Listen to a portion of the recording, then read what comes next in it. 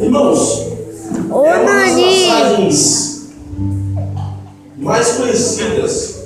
Muitos pregadores já fizeram grandes sermões através desse capítulo 5 de Mateus, falando sobre Jesus subiu a uma montanha e começou a ensinar a multidão. Fato que Jesus já fazia algo diferente dos demais daquela época, porque as pessoas, para serem ensinadas, elas deveriam ir ao templo para buscar a palavra de Deus. Jesus, aonde ele ia, ele ensinava. Assim também muitos de nós, muitos gostam de pregar somente dentro da igreja, mas quando sai da igreja, a boca não abre para falar de Jesus. E assim como Jesus, nós devemos fazer igual ao que Jesus fazia. Aonde nós pisamos a planta dos pés, devemos propagar o reino de Deus, porque o reino de Deus está às portas. A irmã falou sobre a volta de Jesus depois um instante. Então nós devemos observar que a volta de Jesus se aproxima a cada instante. Cada vez mais estamos nos aproximando. Jesus, vendo lá a multidão, subiu ao monte e aproximou-se dele os seus discípulos. E Jesus, abrindo a boca, começou a dizer, versículo 3: bem-aventurados os pobres de espírito, porque deles é o reino de Deus.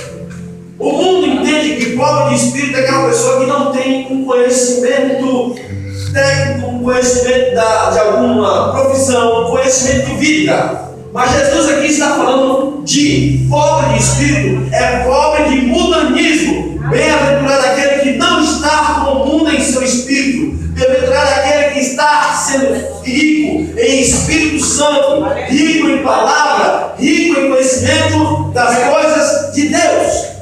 Muitas pessoas têm um espírito rico, orgulhoso, soberbo, mas não tem nada de Deus. A pergunta para mim e para você é: estamos sendo pobres de espírito?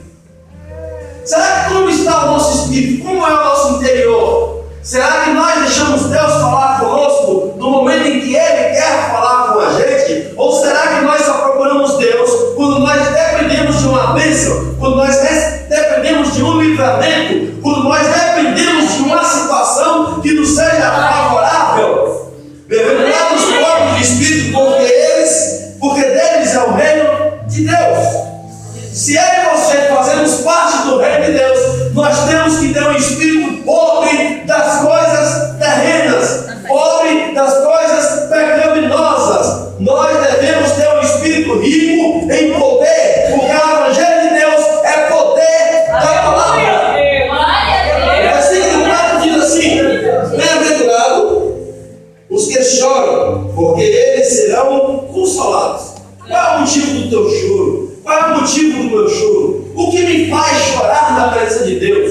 O que me faz chorar durante o dia? O que me faz ajoelhar e derramar as minhas lágrimas? Por que estou chorando? Qual é o motivo de eu estar chorando? João, na ilha de Páscoa, a Bíblia fala que ele viu ele viu o anjo trazendo o céu. E naquele momento João começou a chorar porque ele não viu ninguém digna de abrir os selos. Aí João começou a chorar. João chorou porque ele viu que não havia pessoas dignas na face da terra.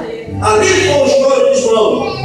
A Bíblia fala que Jesus estava passando e tinha uma mulher chorando porque seu filho estava indo para a sepultura. A viúva de Naim estava indo enterrar o seu filho e ali ela estava chorando. Qual é o motivo do nosso choro, irmãos?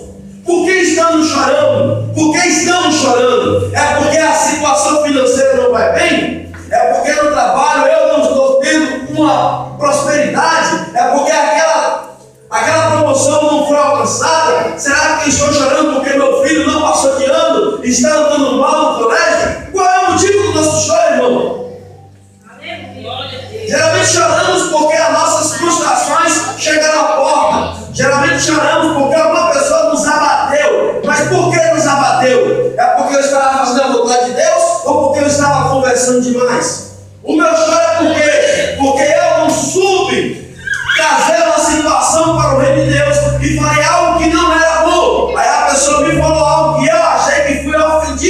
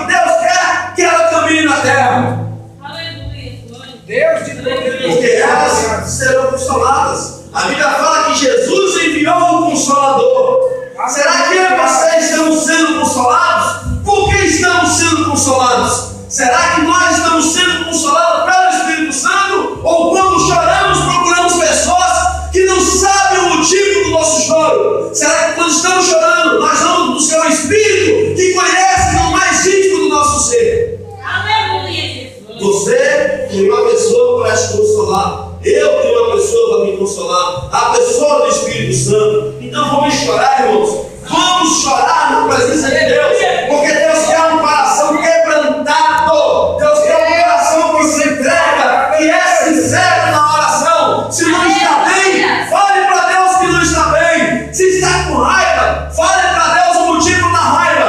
Não vamos ser hipócritas, não vamos ser mentirosos para Deus. Se estamos maus, vamos ser sinceros para Deus. Bem-aventurado os mansos, porque eles herdarão a terra. Às vezes nós observamos essa passagem, eles herdarão a terra, e entendemos que é o mundo físico. Quantos crentes aí às vezes falam assim: meu Deus é o dono da prata e do ouro, sou filho do rei, não posso passar por um momento financeiro ruim, eu não posso depender de alguém para me dar alguma coisa, porque eu sou filho do rei. Essa terra aqui, não é aquela terra que Moisés subiu no monte, olhou e viu a terra de Canaã. Não é essa terra que eu e você olhamos para o lado direito, para o lado esquerdo, para frente e para trás, nós vemos terra. Está falando da terra prometida, a terra do céu. Você é o lugar preparado. Os mansos, o que é ser manso? Não devemos confundir manso com pessoa que se diz no vulgo popular besta. Não devemos confundir manso com a pessoa que deixa qualquer pessoa o atropelar, o humilhar. Tem pessoa que confunde o manso com o humilde. Há uma diferença. Manso é aquele que suporta sem reclamar aquilo que ele está passando, a provação que ele está passando. Manso é aquele que tem temperança. Essa vai suportar até o limite da fé de Deus. Glória a Deus. Manso é isso, irmão. É saber quando a pessoa lhe falar algo, você saber que você tem um advogado para lhe defender. Isso é que é ser manso. Não é quando a pessoa falar que o evangelho não presta, você querer provar para ela que o evangelho presta. Porque o evangelho só vai prestar para aquelas pessoas que aceitam em seu coração. Não é por força de palavra. A minha fala que não é por força ou por violência, é pelo Espírito. Vamos provar que nós temos o Espírito da mansidão. O Espírito Santo nos dá o poder de sermos mansos. Bem-aventurado os que têm fome e sede de justiça. Hoje nós vemos na mídia social, na internet, na televisão, pessoas que pedem justiça. Acontece um fato, um estupro, alguma situação em que a justiça humana parece que é cega, em alguns casos sim, parece que não há solução. Aí as pessoas saem na rua fazendo manifestações, dizendo que querem justiça. Mas como ser justo em um mundo corrompido? Como ser justo em uma sociedade corrompida? Como ser justo em um mundo a qual tudo é corrupto? Como é ser justo? A Bíblia fala que bem-aventurado, feliz é aquele que tem fome e sede de justiça, mas é a de Deus, não é a humana. O que é a justiça de Deus? É aquilo que o homem planta, ele colhe. Aquilo que nós fazemos aqui, nós acabamos recebendo para nós mesmos pela questão da justiça de Deus. Porque se eu fizer algo bom, Deus é justo em me enganar e doar. Mas se eu cometi algo errado, Deus vai permitir que eu pague por aquilo que eu fiz. Porque a Bíblia diz em Romanos 6:23, porque o salário do pecado é a morte. Devemos entender que aquilo que fazemos, nós devemos ser punidos. Mas a punição aqui de Deus é a questão de que aquilo que você fez, você tem que pagar, porque Deus não quer que nós saiamos naquela questão de favoritismo. Deus não faz acepção de pessoas. Ah, porque é rico, Deus cuida. Porque é bonito, Deus cuida. Porque fala bem, Deus cuida. Não! Deus quer justiça, aquele que anda retamente na sua palavra. A Bíblia fala que Deus falou no céu, não viu nenhum justo na terra. Por isso mandou o seu filho amado. Porque o homem, dentro de si, ele não é justo. Sempre é uma falha. Sempre há uma falha. Uma pessoa cuida mais do amigo do que do outro, porque aquele amigo é favorável.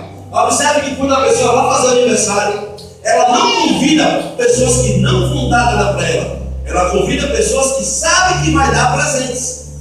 A pessoa vai casar, ela convida pessoas que sabem que vai ganhar presente. Ela não sai convidando todas as pessoas. Ela convida quem ela sabe que vai ganhar presente. Isso é justo? Isso é uma troca? O pai que tem filho e cria o seu filho para que futuramente o filho tenha uma profissão para recompensar o seu pai, isso não é justiça. Isso não é amor.